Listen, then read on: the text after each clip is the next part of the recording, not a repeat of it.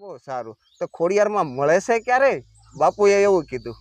ખોડિયારમાં મળ્યા ક્યારે મળે છે? તો કે ના બાપુ, એવા તો મારા ભાગ ક્યાંથી હોય.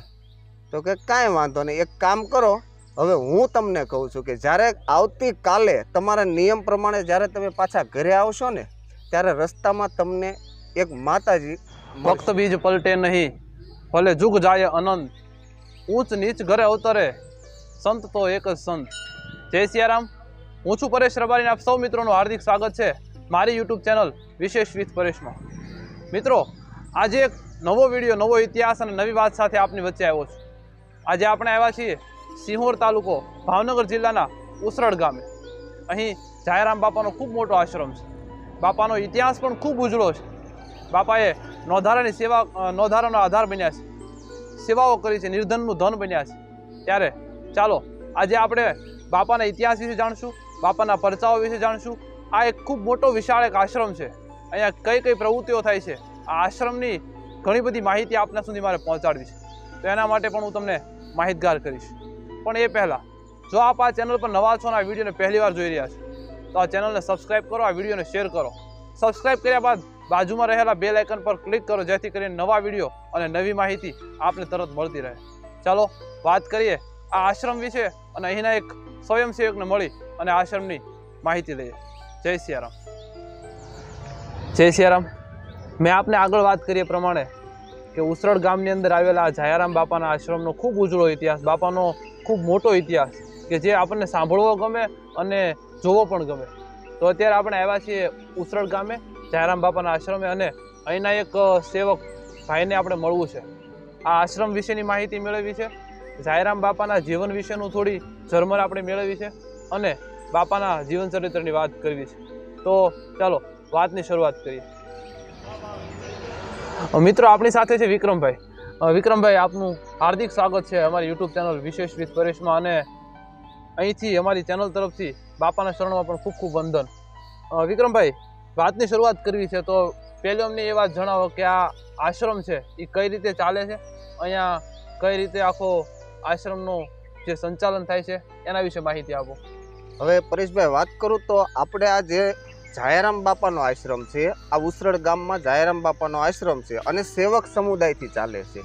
કોઈ આમાં એક કોઈ કાર્ય કરતો નથી અને બધો સેવક સમુદાય જ આ આશ્રમનું સંચાલન કરે છે. તો આશ્રમમાં જાયારામ બાપાની સમાધિ મંદિર છે, પછી સામે રામજી મંદિર છે, અહીંયા ભોયરામાં શિવજી મંદિર છે, ત્યાં પાછો બાજુમાં ખોડિયારમાંનો વાસ છે, ખોડિયારમાંની મૂર્તિની પ્રતિષ્ઠા કરેલી છે. આગળ અહીંયા આપણે એમની સામે ઝાડનાથ મહાદેવનું મંદિર છે, પાછળ ઝાડ છે અને આ સામેના ભાગમાં મંદિરે આપણે સીધા દર્શન કરવા જઈએ તો જમણી સાઈડમાં મોટું ભવન બનેલું છે અને બરોબર મંદિરના ગેટની સામેની બાજુ 100 થી 125 ગાયોની ગૌશાળા છે. અને આપણે ઉસરડ આશ્રમમાં જગ્યાની જે સેવકોએ દાનમાં આપેલી 25 થી 30 વીઘા જમીન છે અને ગૌશાળા માટે ચારો આપણે એ જમીનમાંથી આવે છે.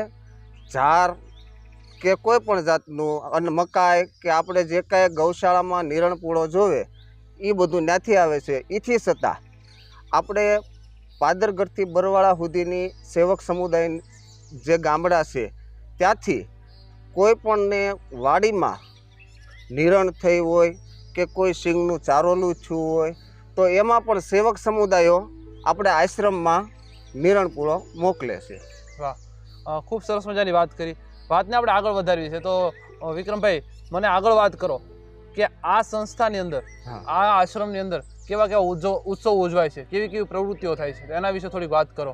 હવે તમને આશ્રમમાં પ્રસંગની વાત કરું, ઉત્સવની વાત કરું તો આપણે પહેલાં તો મહાવદ પાયસમ જે જાયારામ બાપુની તિથિ ઉજવાય છે એ મહિનાની અંધારી પાયસમ આવે છે, જે પાછળના પખવાડિયાની.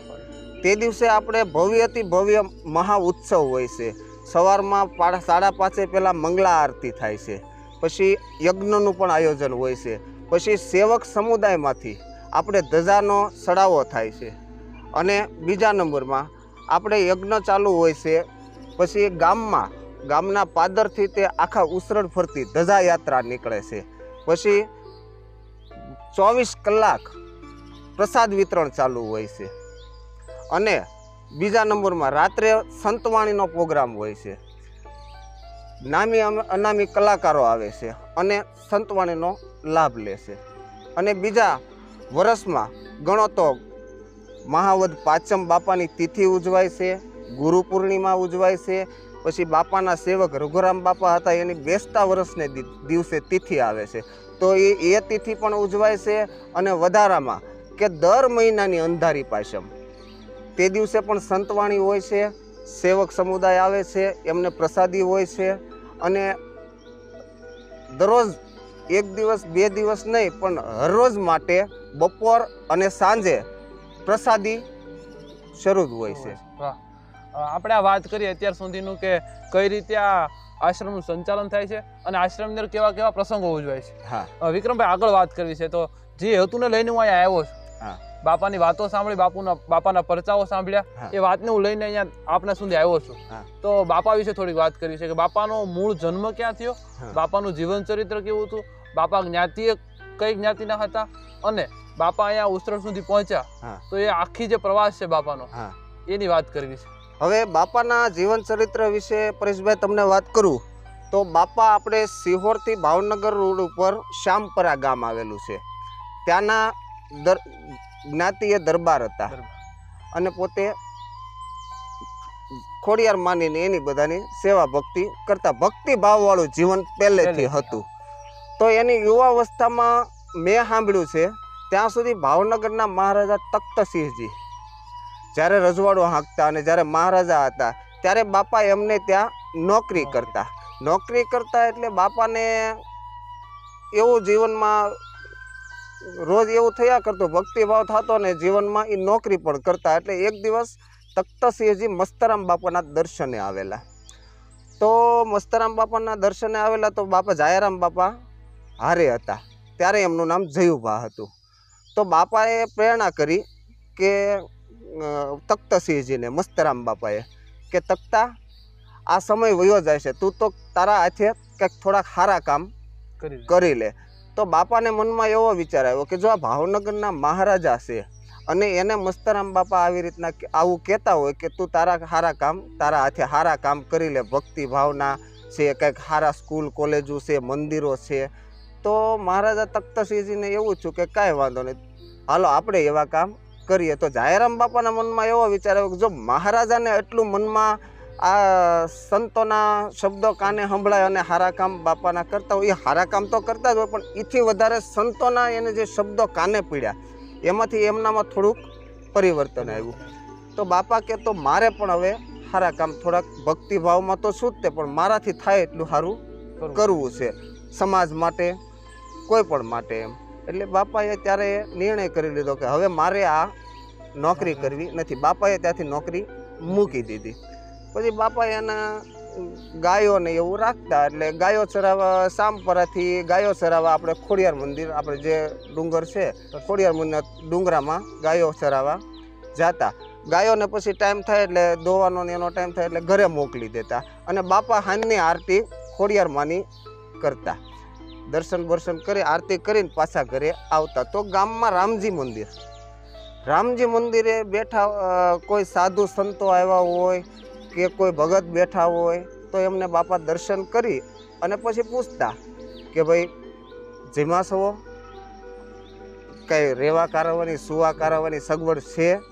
તો ન હોય તો એની સગવડ પોતાના ઘરે જાય, ત્યાંથી જમવાનું લઈ આવે, સાધુ સંતોને જમાડે, પછી ઓઢવા કારવાનું પાથરવા માટેની એની પથારી હોય એ બાપા વ્યવસ્થા કરી દેતા. અને જ્યાં સુધી બાપાને અને સામું કોઈ હોય, સંત હોય, મહાત્મા હોય, તો એમને મજા આવે ત્યાં સુધી બાપા મોડી રાત સુધી સત્સંગ કરતા. વાહ. તો આ સુધીની આપણે વાત કરી વિક્રમભાઈ. આગળ વાત કરવી છે કે બાપાને જે વૈરાગ લાગ્યો હશે કે હવે આ મૂકી દેવું છે, હવે ભગવાનના ભજનની અંદર મારે ધ્યાન આપવું છે, તો એ વાત કરશો આગળ કે એવું ક્યારથી થયું બાપાને કે હવે શ્યામપરા છોડી દેવું છે, ખોડિયાર શ્યામપરા, અને હવે મારે ભક્તિના માર્ગે હાલી નીકળવું જોઈએ, તો એની વાત આગળ અમને કરો. તો પરેશભાઈ, મેં તમને વાત કરી જેમ બાપા નિત્ય કર્મ પ્રમાણે જે ખોડિયારમાંની સેવા પૂજા અર્ચના કરતા, ગાયો ચરાવવા જતા, એ બધું બાપાનો રોજનો નિયમ પ્રમાણે થતું. એક દિવસ બાપા દર્શન કરી અને જ્યારે મેં તમને કીધું એમ જેમ રામજી મંદિરે હનુમાનજી મહારાજના દર્શન કરી, હનુમાનજીનો એક જ દીવો બળતો હતો મંદિરમાં, રામજી મંદિરમાં અંધારું હતું. એટલે દર્શન કરી અને સીતારામ સીતારામ સીતારામ સીતારામ કરીને બાપા જાપ કર્યા, સીતારામનો નાદ કર્યો. એટલે સામેથી એને અવાજ સંભળાણો કે સીતારામ સીતારામ સીતારામ. એટલે બાપાએ પગે લાગીને કીધું કે કોણ મહાત્મા છો? તો કે હા. તો કે તમે જમ્યા? તો કે જેવી પ્રભુની ઈચ્છા. નો હા પાડી નો ના પાડી. તો બાપા સમજી ગયા કે ના ના, સાધુને હજી જમવાનું બાકી છે. તો કાંઈ વાંધો નહીં બાપજી, હું ઘરે જઈ અને તમારા માટે જમવાની વ્યવસ્થા કરું છું અને જમવાનું લાવું છું. એટલે બાપા ઘરે ગયા. ઘરે ગયા એટલે જમવાનું લાવ્યા, જમાડ્યા કરવા. પછી પાછા વાસણ ને જે કંઈ હતું એ પાછું બાપા ઘરે મૂકવા ગયા અને નાથી એમની માટે પથારી કરવા માટે જે કાંઈ ગોદડા ઓશિકાની જરૂર હતી એ લાવ્યા. એટલે સાધુ અરે સત્સંગ કર્યો. સત્સંગ કર્યો એટલે સાધુને કલાક 2 કલાકનો સત્સંગ કરે એટલે પરેશભાઈ હામા વ્યક્તિને ખબર પડી જાય કે આ વ્યક્તિમાં શું છે. એટલે સાધુ આત્મા અને પરમાત્માનું મિલન થાય ને ત્યારે માણસ ઓળખાઈ જાય કે આને ભગવાન પ્રત્યે કેટલી લાગણી છે. એટલે સાધુ ઓળખી ગયા કે આ દિવ્ય આત્મા છે, ભક્તિ ભાવ ઉપર ચાલવા વાળો છે. એટલે એને દર્શન કર્યા. કે પછી બાપાને વાતમાંથી પૂછ્યું કે ભાઈ તમારું નામ? તે કે મારું નામ જયુભા છે. તો કે તમે શું કરો? તે કે બસ આપણે ગાય માતાને ચારવી કારવીને ગાય માતાની સેવા કરીએ છીએ અને ખોડિયારમાંની ભક્તિ કરવી છે, એ અમારા કુળદેવી છે. તો કે બહુ સારું. તો ખોડિયારમાં મળે છે ક્યારે? બાપુએ એવું કીધું. ખોડિયારમાં મળ્યા ક્યારે? મળે છે? તો કે ના બાપુ, એવા તો મારા ભાગ ક્યાંથી હોય. તો કે કાંઈ વાંધો નહીં, એક કામ કરો, હવે હું તમને કહું છું કે જ્યારે આવતીકાલે તમારા નિયમ પ્રમાણે જ્યારે તમે પાછા ઘરે આવશો ને ત્યારે રસ્તામાં તમને એક માતાજી મળશે જેણે કાળા વસ્ત્રો પહેર્યા હશે અને એ જ ખોડિયારમાં હશે. એમના પગ પકડી લેજો, એમના પગે પડી જાયજો. કાંઈ વાંધો નહીં. વળતે દિવસે બાપા નિત્યકર્મ પ્રમાણે માતાજીની પૂજા અર્ચના કરીને વળતા આવતા હતા પાછા.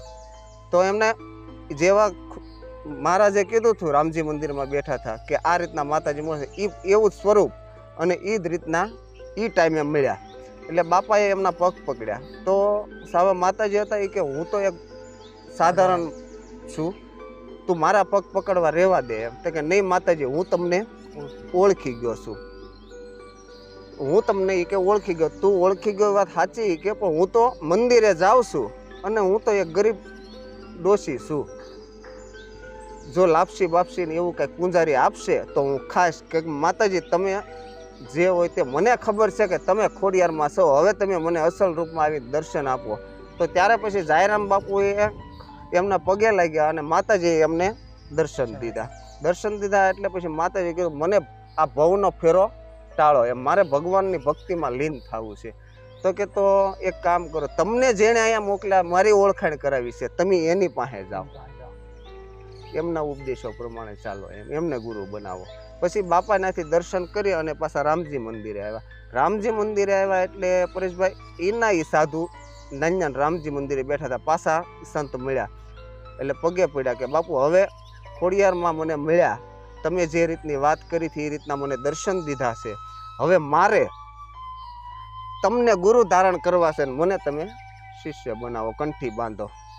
એટલે પછી સત્સંગ કર્યો, કંઠી બાંધી. પછી બાપાને કીધું બાપાએ કે મારે હવે આ ભક્તિભાવમાં થવું છે. તો કે તો એક કામ કરો કે જ્યારે તમને મનોમન એવું થાય કે હવે મારે બધું છોડી દેવું છે ત્યારે તમે આથમણી દિશા બાજુ હાલજો, કાંઈ વાંધો નહીં. પછી બાપાને સમય જતા ઘણો સમય લાગ્યો, પછી ઘણું રોકાણા. પછી એક દિવસનો સમય એવો આવ્યો કે જ્યારે ઓલો નથી કહેતા કે માણસનો એક સમય આવી જાય છે, તો પરેશભાઈ એમનો સમય આવ્યો તો સામપરામાં જ તે એક બ્રાહ્મણની એક ગાય રામચરણ પામેલી, એમ નાનું એવું વાછડું હતું.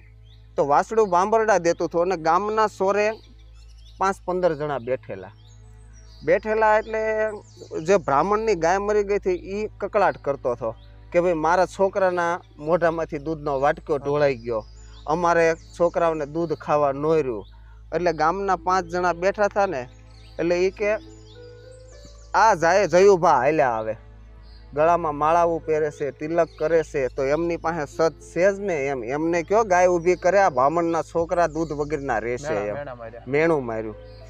એટલે જયા બાપુએ કીધું કે ભાઈ હું તો એવો ક્યાં આવડો મોટો સંત છું કે હું કાંઈ મડા બેઠા કરી શકું એમ, કોઈને જીવતદાન આપી શકું. તો કે તો તમે આટલી બધી ભક્તિ તો કરો છો, તો તમારામાં એટલું તો સત હોવું જોઈએ ને. પછી બાપાને મનોમન ભગવાન આરે એને મનથી વાત કરી કે ભાઈ જાયારામ બાપા કે હવે આ તો પ્રભુ તમારી સુધી વાત પોગી એમ, આ તો મારી નહીં તમારી સુધી વાત પોગી છે. પણ કાંઈ વાંધો નહીં, જો મેં સેવા પૂજા અને ભક્તિ સાચા ભાવે કરી હોય તો આ બ્રાહ્મણના છોકરાના હાથમાંથી ઢોળાયેલું દૂધ વહી ગયું હોય તો હું અંજલિ છાંટું તો આ ગૌત્રી માતાને સજીવન કરજો. તો બાપાએ હાથમાં પાણી લીધું અને ગાય ઉપર અંજળી છાંટી અને ત્યાં ગાય ઊભી થઈ. અને બધા જે કાંઈ બોલતા હતા રામજી મંદિરે જે કોઈ બેઠા હતા એ બધા બાપાના ચરણોમાં પડી ગયા. વાહ મિત્રો, આપણે વાત સાંભળીએ છીએ કે સંતનો હત સંસાર મેં તો જલી જાત બ્રહ્માંડ, બરાબર. એ વાત અહીંયા બાપા સાર્થક કરે છે કે પોતાની ભક્તિથી, એવું કોઈ જાદુ કરીને નહીં, પણ પોતાની ભક્તિથી પોતાના જીવને છે એ શિવ સાથે, પોતાના જીવને માતાજી સાથે જોડીને કીધું કે હવે આ મારી વાત નથી, આ તારા સુધી વાત પહોંચી. ત્યારે એક પાણીની અંજળીથી ગાયને સજીવન કરે, બરાબર. વાતને આગળ વધારવી છે તો વિક્રમભાઈ આગળ વાત કરો કે બાપાના બીજા કોઈ એવા પરચા હોય કે જે બાપાએ ઉસરડ સુધી પહોંચ્યા અને લોકોએ એમને જાણ્યા હોય.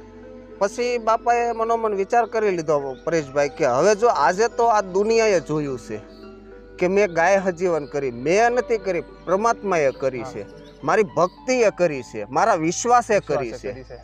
બાપાએ એવું વિચાર્યું કે હવે જો આ ગામમાં રહીશ અને આયનન રસ્તો કાલે સવારે કોઈ બીજા આવશે અને બીજા મારા સામે મળું બેઠું હુડાવીને કહેશે કે હવે આને સજીવન કરો અને મારા ભક્તિ ઉપર પ્રશ્ન લાગશે, એટલે મારે હવે અહીંયા રહેવાય નહીં. એટલે બાપાએ એકાંતમાં જવાનો વિચાર કર્યો.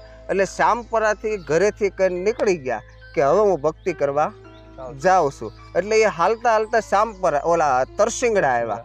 તરસિંગડા ડુંગર ઉપર બાપા ચડ્યા એટલે એક ભોયરું હતું. એટલે બાપાને મનમાં એવું થયું કે આ એકાંતની જગ્યા છે, અહીંયા ભક્તિ થશે. એટલે નામ ખોડિયાર માતાનું સ્થાપન કર્યું અને જાયારામ બાપાએ ભક્તિ શરૂ કરી. હવે જાયારામ બાપાએ એના ઘણો ટાઈમ સુધી ભક્તિ કરી, ઊભા ઊભા ભક્તિ કરતા એવું મને સાંભળવા મળ્યું છે ને થોડુંક વાંચવું પડશે.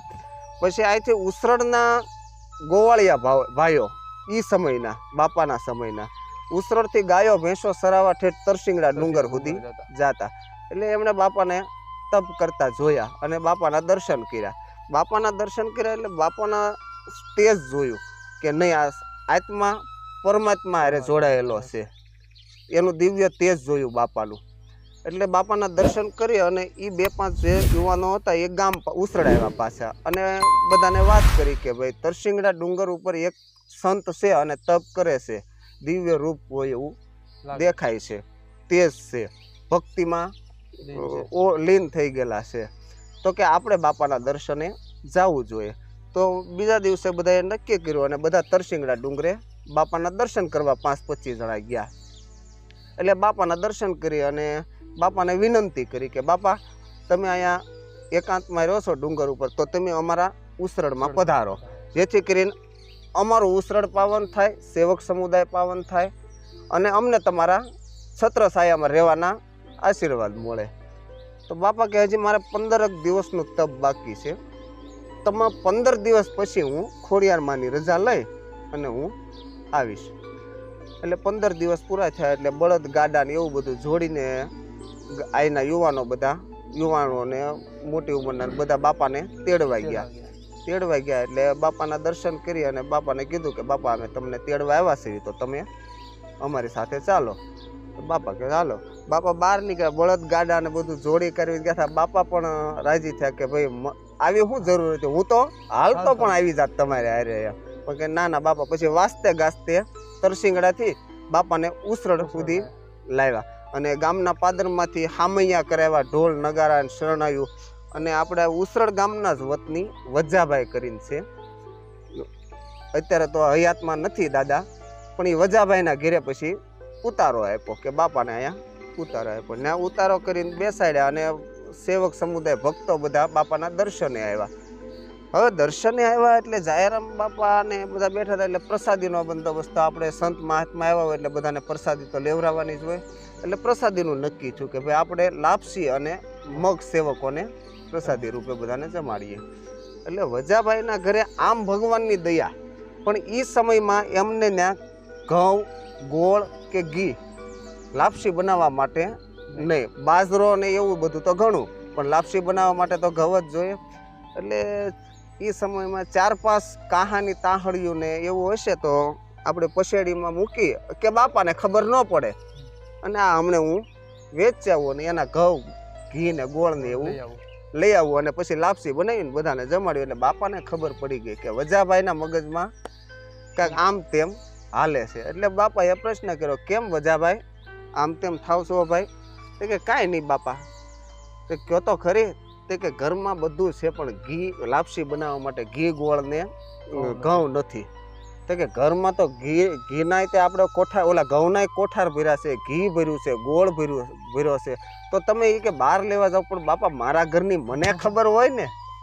સાચી વાત નથી બાપા કાંઈ. તો કે તમે જોવો તો ખરી. એકવાર તે અંદર જઈ રસોડામાં જઈને પાછું જોયું તો અંદર ઘઉંના કોઠીઓ ભરી હતી, ઘી હતું, ગોળ હતો, બધું હતું, લાપસી બનાવવા માટેનો સામાન. બાપાને પગે લાગ્યા, પણ વજાભાઈને એક વસ્તુ કીધી કે ઉપરથી ઘઉં ન લેતો, નીચે આપણે ઘઉં કાઢવા પેલા જૂના જમાનામાં ઓલી કોઠીઓ બનાવતા એનું મોઢિયું રાખતા, તો એનાથી ઘઉં લેજે, ઘઉં ખૂટશે નહીં. ઉપરથી ઢાંકણું ખોલીને ક્યારેય ન જોતો. હવે એ સમયમાં પછી બધા સેવક સમુદાયને બાપાએ આવા આશીર્વાદથી અને બાપાના આ પરચાથી બધા સેવક સમુદાયને લાપસીને મગની પ્રસાદી બધાને એ સમયમાં લેવડાવેલી. વાહ મિત્રો, આપણે ઘણીવાર ભજન સાંભળતા હોય કે સાચા રે સંતોની માથે ભક્તિ કેરા મોર. બરાબર, આ એક સાચા સંતો કહેવાય કે જેની માત્ર એક દ્રષ્ટિ આપણા ઉપર પડી જાય ને તો આપણા હજારો દુઃખો, હજારો જે આપણા પ્રોબ્લેમ્સ હોય બધા સોલ્વ થઈ જાય. આપણે આગળ વાત કરવી છે કે બાપાએ જ્યારે હયાત હતા વિક્રમભાઈ, ત્યારે તો ઘણા બધા પરચા આપ્યા, ઘણી બધી વાતો છે એ આપણે જાણીતી છે. વિક્રમભાઈ, આગળ વાત કરવી છે કે એક સેવક સમુદાય હતો બાપાનો. મેં જ્યારે વાંચેલું છે કે 350 ખોરડા, 350 ખોરડા છે બાપાના સેવક સમુદાયમાં આવતા. તો એના વિશે અમને થોડી વાત કરો કે અત્યારે એ સમુદાય કેટલો છે, ત્યારે કઈ રીતે હતું? હવે એ સમયની વાત તમને કરું ને તો બરવાળાથી પાદરગઢ સુધીની બાપાનો સેવક સમુદાય છે. પણ ખાલી સેવક સમુદાય હાલના સમયની વાત કરું તો કે ખાલી કારડિયા રાજપૂત સમાજ પૂરતો ને 18 વર્ણ પૂરતો છે. બાપાને એક સમાજ કોઈ માને એવું નથી, અનેક સમાજ માને છે. અને બાપાને નિષ્ઠા, પ્રેમ અને વિશ્વાસથી અને શ્રદ્ધાથી બાપાને માને છે. અને બાપાને જો હૃદયમાં, બાપાના હૃદયમાંથી જો હોકારો નીકળે કે બાપા તું મારું આ કામ કરી દેજો, એટલે 100% હાલની તારીખમાં કામ થાય જ છે. અને આજની જ હું તમને પરેશભાઈ હમણાં વાત કરું તો કે આજનો બાપાનો પરચાની વાત તમને કરું. બાપા હયાતીમાં નથી પણ એની જોત હજી ચેતન સમાધિ તો છે, તે જોત એની હજી શરૂ જ છે. બરોબર છે. તો બાજુના ગામમાં ખાંભા ગામ છે, ત્યાંથી 2 મોટી ઉંમરના બહેનો આવેલા અને બરોબર હું જ જગ્યામાં હતો, દર્શન કર્યા અને મેં કીધું આવો, ચા પાણી પીધા, પ્રસાદી લીધી. પછી મારી હારે 5 મિનિટ બેઠા તો કે ભાઈ અમે ખાંભાથી આવ્યા છીએ અને એક જસીબેન કરીને હતા. મેં નામ પાછું પૂછ્યું. જસીબેન કે મને ગળામાં થાઇરોઇડની ગાંઠ હતી, મેં અમદાવાદ સુધી રિપોર્ટ કરાવ્યા, દવા લીધી, છેલ્લે એક રિપોર્ટ બાકી હતો, એ રિપોર્ટ આવી જાય પછી ઓપરેશન કરાવવાનું નક્કી થયું હતું. પણ પછી ઉસરણના એક સેવક સમુદાયમાંથી હમજીભાઈ કરીને નામ આપ્યું કે હમજી દાદા અહીંયા રહેશે, એ ત્યાં ખાંભા ગયેલા. એણે એમ કીધું કે ભાઈ જો તમે જાયરામ બાપાની માનતા રાખો અને બાપા ઉપર વિશ્વાસ રાખો તો તમારે ઓપરેશનની જરૂર નહીં પડે. એટલે એ બહેનો એમ કહેતા હતા કે ભાઈ અમે ત્યારે ને ત્યારે મનમાં નક્કી કરી લીધું કે હે જાયરામ બાપા, જો મારે ઓપરેશન નહીં કરાવવું પડે અને મને જો આમાં ફેર પડી જશે ગળામાં જે થાઇરોઇડની ગાંઠ છે એમાં, તો અમે બાપા ઉસરડ હાલીને આવી જઈશું. એટલે એમને છેલ્લો રિપોર્ટ આવ્યો એટલે ડૉક્ટરે એમ કીધું કે તમારે થાઇરોઇડની જે ગાંઠ ગળામાં છે ને એ ગાંઠ હવે દેખાતી નથી અને અત્યારે ખાલી સોજો છે. બરાબર, ઓપરેશન તમારે કરાવવું નહીં પડે. એ બાપાનો આજનો પરચો અને મારી કાને અને મારી નજરે જોયેલો. હું એકલો નહોતો, 5-6 જણા બેઠા હતા, બેન વાત કરતા હતા. લો, બહુ સરસ વિજયભાઈ. આપણે ઘણીવાર સાંભળીએ છીએ કે જો વાત શ્રદ્ધાની હોય તો પુરાવાની કોઈ જરૂર નથી. બરાબર. વાત આગળ વધારવી છે કે જે આપે વાત કરી કે 350 ખોરડાનો એક સેવક સમુદાય હતો હા. અને અત્યારે તો આ દરવાજો છે, આશ્રમનો દરવાજો હા. 18 વરણ માટે ખુલ્લો છે. ખુલ્લો બાપાને છે. તો બધાય હા. ઊંચો હોય કે નીચો હોય, ગરીબ હોય કે તવંગર હોય, હા. એ પછી કોઈ ઊંચી જ્ઞાતિનો હોય કે નીચી જ્ઞાતિનો હોય, બધાય સરખા છે. તો આ વાતને આપણે આગળ વધારતા વિક્રમભાઈ, કોઈ એવો એક વાત કરો કે આ જે આશ્રમ છે હા. એની અંદર હા. હાલમાં કોઈ એવા પરચા બાપાએ પૂર્યા હોય કે અમે વાત સાંભળેલી છે કે કતલખાનેથી ગાયો પણ પાછી આવેલી છે, હા. તો એના વિશે અમને વાત કરો થોડી. હવે એ સમયની વાત છે કે જ્યારે આપણે આશ્રમમાં ગૌશાળા હતી તો કોઈને ગાયો દૂધ પીવા માટે થઈને આશ્રમમાંથી આપેલી એટલે એમનાથી ઘર નાનું હોય, કદાચ એવું બન્યું હોય કે ભાઈ નિરણ પૂરો ન હચવાતો હોય, જગ્યાની ગાય છે તો આપણાથી એની સેવા ન થઈ શકતી હોય કે પરેશભાઈ મારી પાસે ગાય છે તો મારે મારું ગાયનું નિરણ પૂરો ન થતો તો હું પરેશભાઈને કહું કે ભાઈ આ આશ્રમની પ્રસાદી છે, આમને તમે નિરણ પૂરો કરો અને દૂધ ખાઓ દાદા બાપાની પ્રસાદી નિમિત્તે. તો પછી તમારી પાસેથી બીજા પાસેથી ત્રીજા પાસે એમ કતલખાને ગાય ગયેલી. હવે કતલખાને ગાય ગયેલી ને તો ત્યાં કોઈ બાપાના સેવક સમુદાયમાંથી કોઈને ખબર પડી આ તો ઉસરણની ગાય, જગ્યાની ગાય છે કે દૂધ પીવા આપીથી નાથી આમ ગમે ત્યાં ગઈ હોય, બરોબર છે.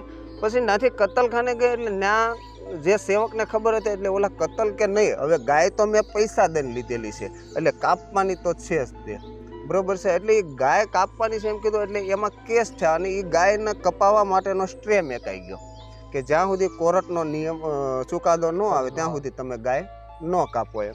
પછી એ કતલખાને એવી થોડોક ટાઈમ પ્રોસેસ ચાલી એટલે જે ગાય કાપવા વાળો હતો ને એના મગજમાં એવું બેઠું કે કાલ સવારે સ્ટ્રે ખસી જશે, કદાચ આના પૈસા મેં દીધા છે ગાયના અને મને પાછા પૈસા નહીં મળે અને મારે ગા છોડી દેવી પડે, એની કરતાં હું ગાયને અત્યારે જ છોડી દઉં તો એ પ્રસંગ જે બાપાનો પરચો છે એ કતલખાનેથી ગાય પાછી આવેલીનો પ્રસંગ છે. હૃદય પરિવર્તન થયું એમના કતલખાના વાળાને હૃદય પરિવર્તન થયું કે મારે આ ગાયને હવે નથી કાપવી. વિક્રમભાઈ, વાતને આગળ અને આ આશ્રમ વિશે થોડું વધારે જાણવું છે. વાત કરવી છે મારા લોકોની શ્રદ્ધાની, કે લોકોની શ્રદ્ધા જે અહીંયા બંધાઈ રહી છે, બરાબર, લોકો માનતાઓ કરતા હશે, લોકો અહીંયા કંઈક બાધાઓ રાખતા હશે, તો એના વિશે વાત કરો. કઈ કઈ વસ્તુની માનતાઓ થાય છે, લોકો અહીંયા શું લઈને આવે છે, એના વિશે વાત કરો. હવે માનતામાં તો હું તમને વાત કરું ને તો આપણે ઘરે માલ ઢોર દૂજાણા હોય, પછી સેવક સમુદાયમાં ગમે તે હોય, જ્ઞાતિ જાતિ કાંઈ નહીં, સેવક સમુદાય એમના ઘરે ગાય કે ભેંસ વિયાણે હોય તો પહેલો આરો બાપાને હજી હાલની તારીખમાં ચડાવે છે. બીજા નંબરમાં શ્રીફળની માનતા કરે છે, પછી દૂધની માનતા કરે છે. આવી બધી જેવી જેની શ્રદ્ધા એ પ્રમાણે બધા માનતાઓ બાપાની રાખે અને 100% માનતા રાખે એટલે પરિણામ પણ બાપા આપે છે. એ તો વાત શ્રદ્ધાની છે વિક્રમભાઈ, કે જેટલી શ્રદ્ધા હશે ને એટલું તમને પરિણામ મળશે. બરાબર. હવે વાત આગળ વધારીએ તો મારે તમને વાત એ પૂછવી છે કે વિક્રમભાઈ, મેં વાત સાંભળી કે અહીંયાનું જેટલું પણ દૂધ થાય છે ગૌશાળાનું, એ કોઈ બહાર વેચીને પૈસા કમાવામાં નથી આવતા, પણ તો એના વિશે અમને આગળ વાત કરો. હવે જો આપણે આશ્રમની વાત કરીએ તો આશ્રમની એક્ઝેક્ટ સામે તે 100 થી 125 ગાયોની નાના મોટી ગૌશાળા છે, નાના મોટી ગાયોની ગૌશાળા છે. હવે જેટલું પણ દૂધ થાય છે એટલું બધું દોવાય અને આશ્રમમાં આવે છે સવાર સાંજ. હવે આશ્રમમાં અહીંયા સાધુ સંતો ભક્તો ઘણા જ હોય છે, બરોબર છે. તો એમને જેટલું ખાવા માટે જોઈએ એટલું ખાવામાં પણ મળે છે. પછી બીજા નંબરમાં આટલું બધું દૂધ છે એટલું બધું ખવાય તો જાય નહીં, એટલે એ દૂધને મેળવી નાખે છે, એટલે એની છાશ કરી નાખે છે. છાશ કરી આજુબાજુના 10 થી 15 ગામના જે કોઈ વ્યક્તિ હોય એ બધા અહીંયા છાશનું વિતરણ થાય છે અને વિના મૂલ્યે છાશ મળે છે. વાહ, ખૂબ સારી વાત આપણને વિક્રમભાઈ આજે આ આશ્રમ વિશેની માહિતી પૂરી પાડી. આ કાર્યક્રમને આપણે અંત તરફ લઈ જવો છે, પણ એ પહેલાં અહીંયા આશ્રમની અંદર રહેલા દેવસ્થાનોની મુલાકાત કરવી છે, એમના દર્શન આપને કરાવવા છે. તો ચાલો આપને આ આશ્રમની અંદર રહેલા દેવસ્થાનો અને જાયરામ બાપાના ગુરુ મહારાજ એવા ખુશાલદાસ બાપુ, એમના ચરણ પગલાં, ખોડિયાર માતાજી, જાળનાથ મહાદેવ અને બાપાની સમાધિ, એમના પણ હું તમને દર્શન કરાવું. તો ચાલો વિડીયોમાં આપણે આગળ આ બધા દેવસ્થાનોના દર્શન કરીએ. જય સિયારામ. તો આપણે આ આશ્રમની અંદર આવેલા જાળનાથ મહાદેવના દર્શન કરવા છે. તો વિક્રમભાઈ, આ મહાદેવ વિશે અમને થોડી વાત કરો કે આની સ્થાપના ક્યારે થઈ, બાપાને અહીંયા કેવી રીતે મહાદેવને બેસાડેલા?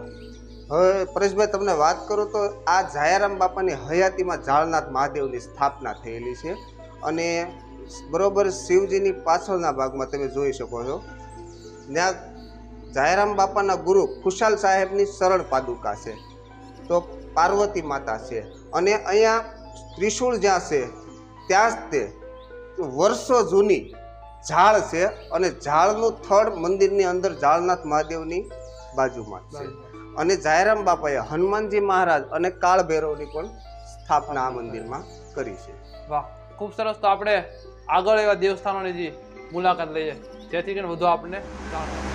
આશ્રમનો એક એવી જગ્યા છે કે જ્યાં આપણે આવ્યા છીએ, એક ગુફા જેવી જગ્યા છે, અંદર મહાદેવ બિરાજમાન છે. વિક્રમભાઈ, આ જગ્યા વિશે અમને કંઈક માહિતી આપો. હવે પરેશભાઈ, આ જગ્યા શિવજી મહારાજનું મંદિર છે. ભોયરામાં 10 થી 12 પગથિયા નીચે ઉતરો, અંડરગ્રાઉન્ડ છે, ભોયરું જ કહેવાય છે, ભોયરાના શિવજી. અને અહીંયા આ સાઈડમાં તમે જુઓ તો અહીંયા જાયારામ બાપાના કુળદેવી ખોડિયારમાં છે, એમની સ્થાપના પણ જાયારામ બાપાએ જ કરેલી છે. અહીંયા બાપુ શિવજી મહારાજની તપસ્યા કરતા અને અહીંનો સમય ગાળી અને ઉપર એકાંત, આમની ઉપર રામજી મંદિર છે અને રામજી મંદિરની ઉપર એકાંતમાં ભગવાનની પૂજા અર્ચના અને તપ કરવા માટે બાપા ઉપર વયા જતા. આ એ સ્થાન છે. એટલે એવું માની શકાય કે આ મહાદેવ છે એ બાપાની હયાતી વખતના મહાદેવ બિરાજમાન. હા હા. વાહ, ખૂબ સરસ. તો ચાલો આપણે આગળ કોઈ દેવસ્થાનોના દર્શન કરીએ. જાયારામ બાપા આશ્રમના રામજી મંદિરની અંદર આપણે અત્યારે અહીંયા ઊભા છીએ અને ભગવાનના દર્શન પણ આપણે કર્યા. તો વિક્રમભાઈ, આ મંદિર વિશે કંઈક અમને થોડી માહિતી આપો. હવે આ મંદિર પરેશભાઈ જાયારામ બાપાએ રામ, લક્ષ્મણ અને સીતાજી માતા અને ઠાકોરજીની પોતે સ્થાપના કરેલી છે. એટલે એવું માની શકીએ કે બાપાની હયાતીમાં પણ એક આ રામજી મંદિર કે ખૂબ જૂનવાણી છે. હા, બાપા જ્યારે અહીંયા હયાત હતા ત્યારથી આ રામજી મંદિર અહીંયા હયાત છે અને લોકોની શ્રદ્ધા અને લોકોના જે મુશ્કેલી છે એને નિવારણ આપે છે એવા આ રામજી મંદિર છે. તો ચાલો આપણે આગળ હજી બાપાની સમાધિ સુધી જવું છે અને બાપાની સમાધિના દર્શન આપણે કરાવવા છે. અત્યારે આપણે ઊભા છીએ ઉસરડ આશ્રમના એક એવા દેવસ્થાન પાસે કે જેણે પોતાના નાનપણથી આ જગ્યા માટે સમર્પણ આપી દીધું છે. રઘુરામ બાપાની સમાધિ છે. વિક્રમભાઈને કહીએ કે આ સમાધિ વિશે, આ મહારાજ વિશે આપણે થોડી માહિતી આપે. હવે પરેશભાઈ, આ બાપુ વિશે વાત કરું તો રઘુરામ બાપા છે, જે નાનપણમાં 10 થી 12 વર્ષની ઉંમરમાં જેમને જાયારામ બાપા પ્રત્યે ભક્તિ લાગી, બાપાના નામ ઉપર શ્રદ્ધા અને વિશ્વાસ લાગ્યો, તો એમણે એમનું ઘર છોડી અને આશ્રમમાં ભક્તિ કરવા માટે આવેલા. અને જ્યારે આ આશ્રમમાં હાવ શરૂઆતના દિવસોની વાત કરું તો ત્યારે બાપા કાવડ ઉપાડી કોઈ સાધુ સંતો આશ્રમમાં આવ્યા હોય તો ગામમાંથી ટુકડો ત્યાં હરી ટુકડો ઘરે ઘરેથી લાવી અને આ આશ્રમમાં સાધુ સંતોનું ભરણ પોષણ કરતા. વાહ, ખૂબ સારી વાત કહેવાય. મેં વાત કરી એ પ્રમાણે કે નાનપણથી જ પોતાનું જીવન છે એ આ આશ્રમ માટે સમર્પિત કર્યું અને અત્યારે આ આશ્રમ ખૂબ મોટો થઈ અને આખા વિશ્વની અંદર નામ બનાવી રહ્યો છે. ત્યારે ચાલો આગળ આપણે જાયારામ બાપાની સમાધિ વિશે વાત કરીએ અને બાપાના દર્શન કરીએ.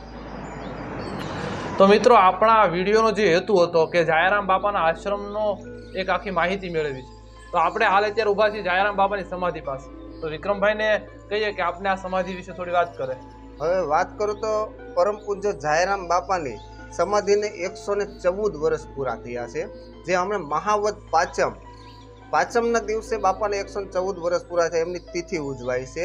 અને બાપાએ જીવન સમાધિ લીધેલી છે. જીવતા સમાધિ. હા, બાપાને જ્યારે પ્રભુ આરે જ્યારે મનમાં ઓલું થઈ ગયું કે હવે મારે સમાધિનો સમય આવ્યો, તો એણે સેવક સમુદાયને વાત કરી કે ભાઈ મારે હવે સમય પાકી ગયો છે અને મારે જીવતા સમાધિ લેવી છે.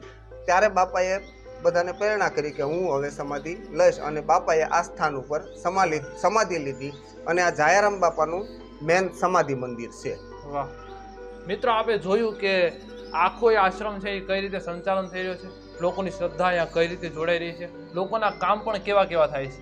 તો આપણે આ વિડીયોની અંદર ખૂબ બધી માહિતી મેળવી અને આપણે પૂજ્ય જાયારામ બાપાને પ્રાર્થના કરીએ કે આપણા સૌનું જીવન નિરોગી બની રહે, લોકોના જે કામ છે એ કામ પણ થતા રહે અને લોકો ખૂબ આશા અને શ્રદ્ધા લઈને અહીંયા આવે છે તો એની આશા અને શ્રદ્ધા અહીંયા બાપા પૂરી કરે.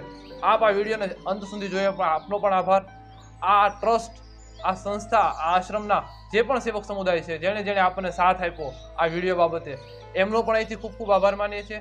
વિડીયો જોતા રહો અને કોમેન્ટમાં અમને જણાવો કે આપને વિડીયો કેવો લાગ્યો અને વિડીયોને ખૂબ બધો શેર કરો જેથી કરીને બાપાની જે શ્રદ્ધા છે એ ખૂબ બધા લોકો સુધી પહોંચે અને બાપાને ખૂબ બધા લોકો જાણતા થાય. જય સિયારામ. જય જયરામ બાપા.